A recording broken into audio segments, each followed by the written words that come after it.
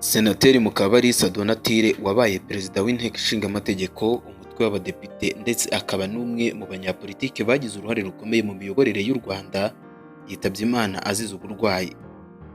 Senateri Mukabalisa yaguye mu bitaro byitiriwe Umwami Faisal i Kigali, aho yari amaze igihe yitabwaho n'abaganga. Amakuru y'urupfu rwe yamenyekanye mu gitondo cyo kuri uyu wa Kane, mu gihe bamwe mu bo bakoranaga mu nteko ya Sena bavuze ko bari baherutse kumusura aho yari arwariye.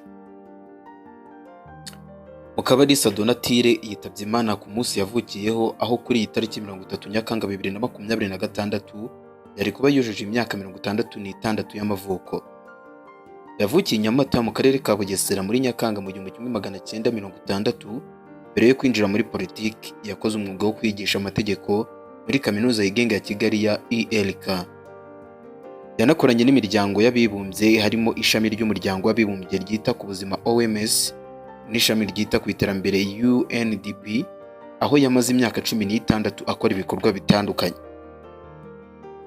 Yatangiye kuba umudepite mu mwaka wa 2003, akomeza uwo murimo kugeza 2008. Mu mwaka wa 2011 yagizwe umusenateri mbere yo kongera gutorerwa inteko ishinga amategeko umutwe w'abadepite mu mwaka wa 2013. Kuva muri 2013 kugeza 2024 yayoboye umutwe w'abadepite nka perezida wawo. Nyuma y'iyo manda ntiyongeye kwiyamamaza kuko yari yararangije manda ebyiri zemewe n'amategeko muri uwo mwanya. Mukabalisa yari perezida w'ishyaka riharanira ukwishyira ukizana kwa buri muntu PL.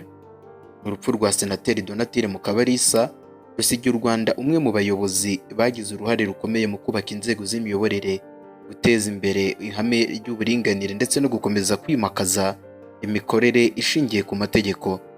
Azahora yibukirwa ku musanzu we mu buzima bwa politiki ndetse n'iterambere ry'igihugu cyacu.